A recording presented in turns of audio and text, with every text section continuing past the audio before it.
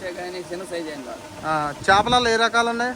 చేపలు వేయం మనం, ఉన్నాయి వేస్తారు కానీ ఇక్కడ రావు. ఇప్పుడు సెలైటి 30, 15, 20 ఉంటుంది. ఇప్పుడు ఎన్ని ఎకరాలు ఇచ్చారు? 4 ఎకరాలు, 2 చెరువులు మొత్తం ఉన్నాయి. 15 ఎకరాలు ఉన్నాయి. 15 ఎకరాలు ఉన్నాయా? ఇప్పుడు ఈ డ్రిప్స్ కొట్టే మొత్తం మీ చెరువులేనా ఇవన్నీ? ఇవన్నీ మాయే. ఇవన్నీ వీటిలన్నిట్లో రొయ్యలు వేసినావా? రొయ్యలే.